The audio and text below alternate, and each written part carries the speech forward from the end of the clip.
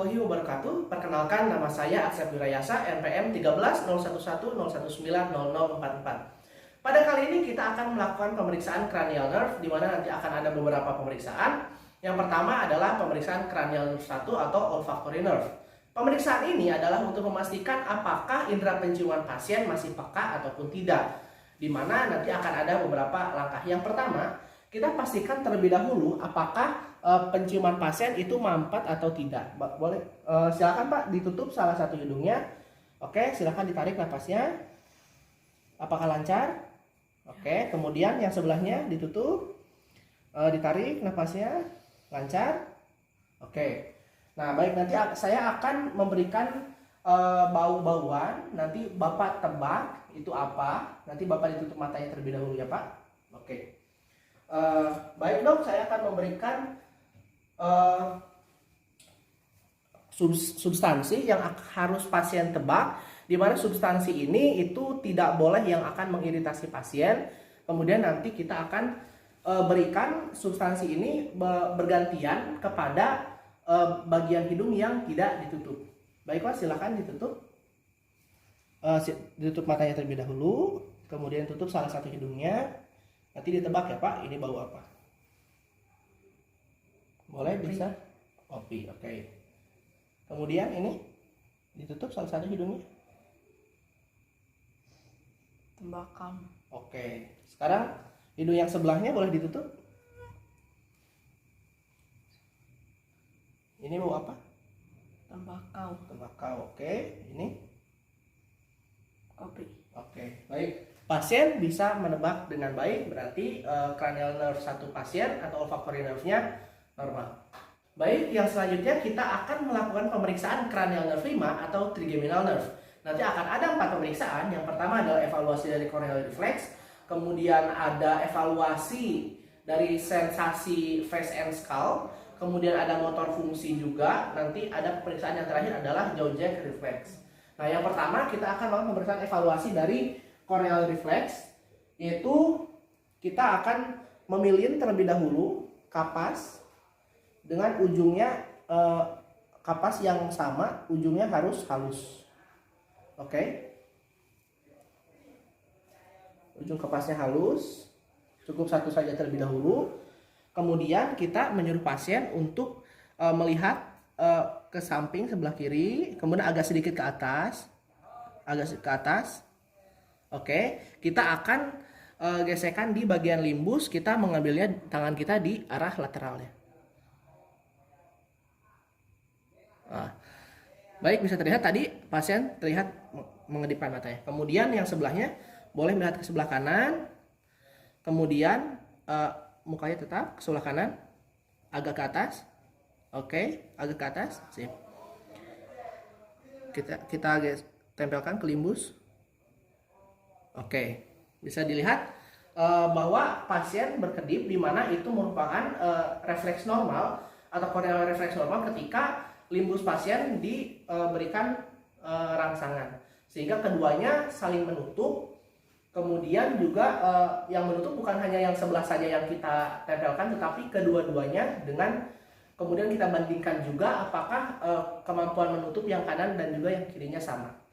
Yang selanjutnya adalah pemeriksaan sensasi over space and skull, di mana pemeriksaan itu kita akan menggoreskan kapas yang sudah dipilih tadi ke bagian yang pertama dahi, kemudian juga pipi dan juga di dagu pasien. Tapi yang pertama kita akan menyuruh pasien terlebih dahulu untuk menutup mata, kemudian kita akan menggoreskan sebelah-sebelah terlebih dahulu apakah terasa, kemudian kita goreskan kedua-duanya dan bertanya apakah rasa yang disamakan, rasa yang dirasakan oleh pasien itu sama atau mungkin agak ada kuat di sebelah sisi atau ada perbedaan.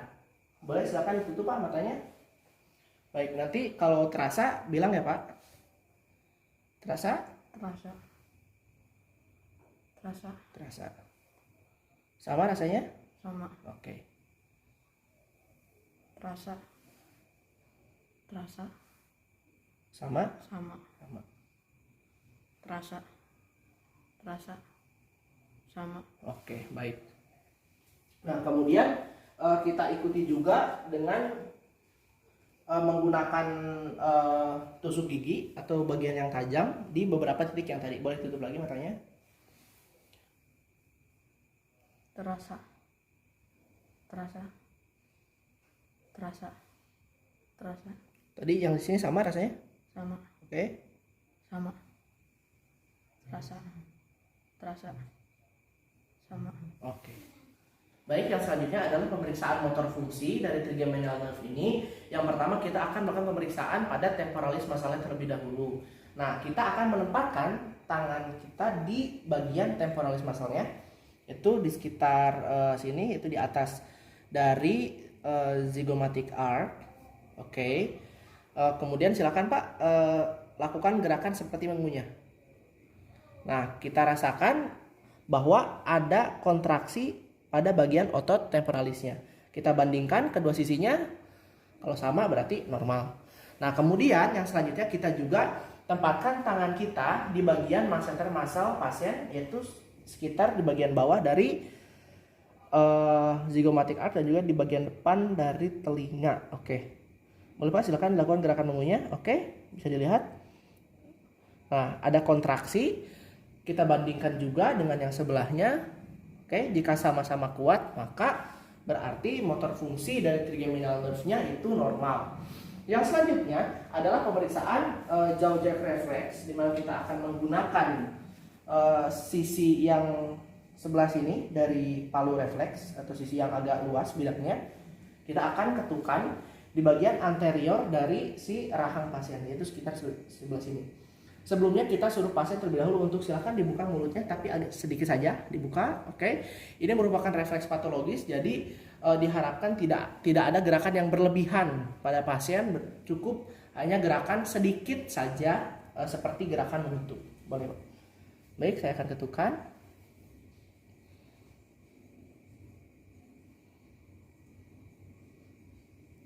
Oke, sedikit ada gerakan tetapi tidak berlebihan. Jika gerakan normalnya cukup sedikit saja gerakannya, kalau yang berlebihan berarti ada yang tidak normal. Baik, sekian dari trigeminal nerve. Baik, yang selanjutnya adalah pemeriksaan cranial nerve 7, di mana pemeriksaan cranial nerve 7 atau facial nerve itu ada dibagi menjadi dua. Yang pertama adalah motor fungsi dari facial nerve-nya, kemudian yang kedua adalah sensorinya juga. Nanti kita akan melakukan pemeriksaannya juga. Yang pertama untuk motornya itu sendiri dibagi menjadi facial nerve bagian bawah dan juga bagian atas. Untuk facial nerve bagian bawah, kita boleh melihat ke sini. Kita akan menyuruh pasien untuk menyeringai atau menunjukkan giginya seperti tersenyum. Boleh Pak, silakan tunjukkan giginya seperti tersenyum, dibuka agak lebar. Oke. Kemudian kita bandingkan bagian kanan dan kirinya apakah sama atau tidak. Keabnormalitasan adalah jika ada perbedaan antara kanan dan kiri, dan biasanya yang sebelahnya itu tidak senyum gitu. Yang sebelahnya normal saja, tetapi yang sebelahnya bisa tersenyum. Artinya ada kerusakan di facial nerve yang di bagian sebelahnya yang rusak gitu. Kemudian yang selanjutnya dari pemeriksaan motor fungsi yang tadi juga kita bisa suruh pasien untuk menutup matanya. Oke, menutup matanya dengan kuat. Nanti saya akan mencoba untuk membuka. Bapak tahan sekuat mungkin. Baik. Boleh ditahan. Tahan. Oke. Bisa dilihat bahwa pasien mampu untuk menahan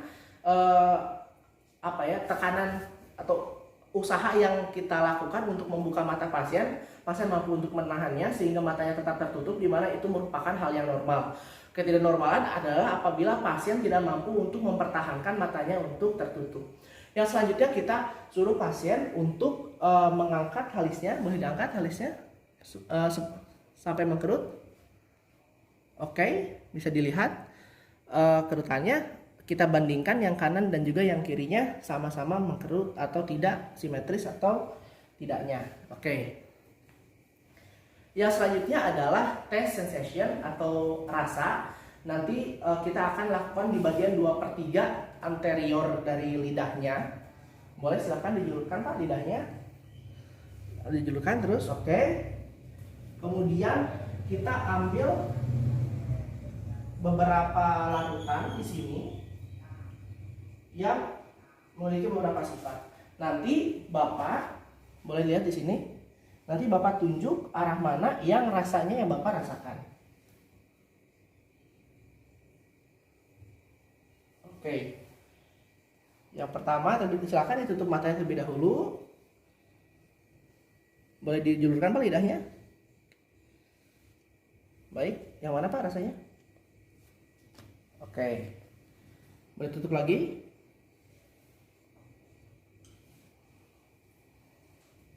Dijulurkan Pak lidahnya. Yang mana Pak rasanya? Oke, yang asam.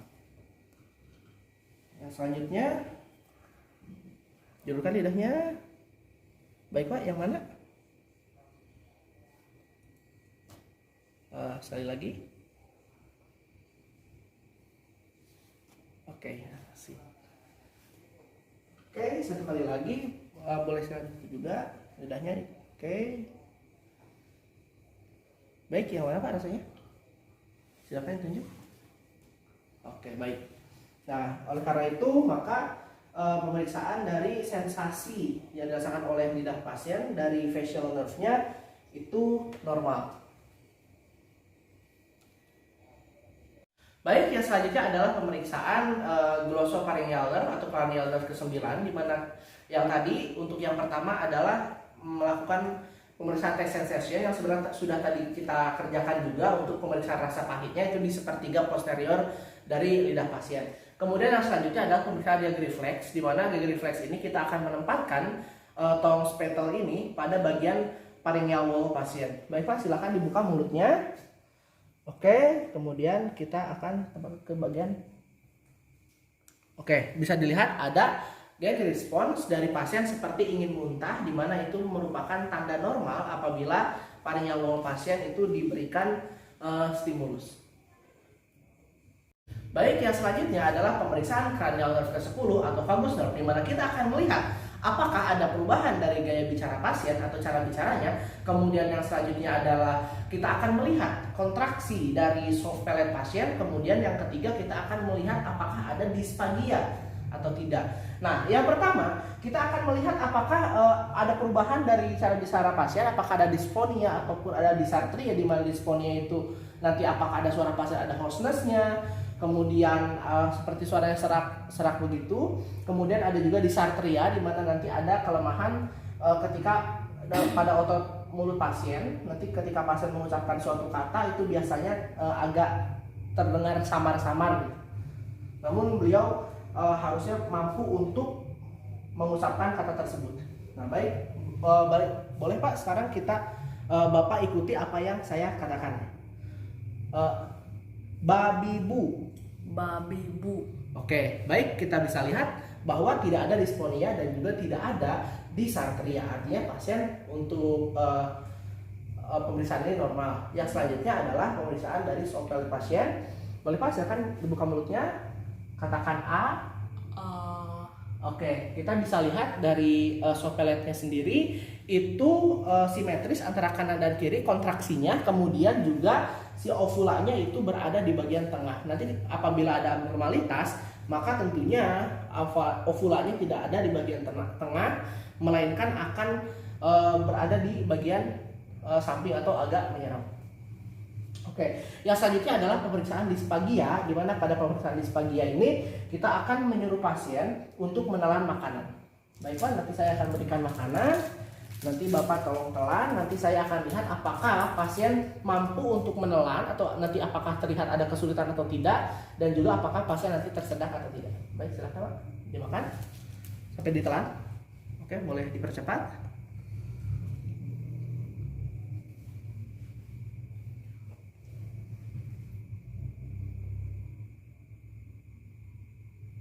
Oke, bisa dilihat pasien mampu untuk menelan tanpa kesulitan, maka bisa dikatakan bahwa vagus nerve pasien normal. Baik, yang selanjutnya adalah pemeriksaan cranial nerve ke-11 atau disebut sebagai accessory nerve, di mana kita akan menguji dua otot. Yang pertama adalah sternocleidomastoid, yang kedua adalah otot trapezius.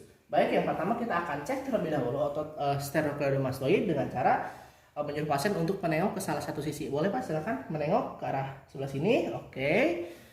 kita tahan, nanti pasien suruh untuk menengok ke melawan pegangan kita. Boleh Pak menengok ke arah sini? Oke, kita rasakan atau palpasi otot sternocleidomastoid pasien. Oke, baik, ada kontraksi. Sekarang boleh menengok ke sebelahnya. Seperti tadi kita palpasi, silakan dilawan Pak. Baik, ada kontraksi juga. Nah, kemudian yang selanjutnya adalah pemeriksaan trapezius pasien. Nah, di mana saya akan mempalpasi otot pasien trapeziusnya. Kemudian Bapak silahkan untuk mengangkat bahunya. Baik, satu, jangan dulu, normal dulu, oke. Silahkan diangkat bahunya. Nah, bisa dilihat atau juga bisa dilihat, boleh sekali lagi. Nah, ada kontraksi dari otot trapezius dari pasien. Kemudian kita bandingkan juga antara kanan dan kirinya, apakah kontraksinya sama ataupun tidak. Dan pada pasien ini kontraksinya sama, yang dimana itu menunjukkan bahwa kontraksi dari otot trapezius muscle pasien normal. Yang selanjutnya adalah pemeriksaan cranial nerve ke-12 atau disebut sebagai hypoglossal nerve, dimana kita akan melihat lidah pasien terlebih dahulu. Boleh Pak dibuka lidahnya, tidak usah dijulurkan terlebih dahulu, biasa saja dibuka lebar. Kita lihat apakah ada antropi atau juga adanya fasikulasi. Baik, tidak ada, maka dinyatakan bahwa normal. Kemudian kita minta pasien untuk menjulurkan lidahnya, dijulurkan Pak lidahnya. Oke, kita bisa melihat bahwa lidah pasien itu lurus, tidak mencong ke kanan ataupun ke kiri, di mana ini menunjukkan bahwa hypoglossal pasien normal. Kemudian apabila lidahnya nanti tidak normal, ya, dia akan menunjuk ke arah kiri atau kanan, di mana itu menunjukkan bahwa lesi yang menyebabkan keabnormalannya itu ada di sebelah situ. Oke, baik, sekian pemeriksaan cranial nerve dari saya. Wassalamualaikum warahmatullahi wabarakatuh.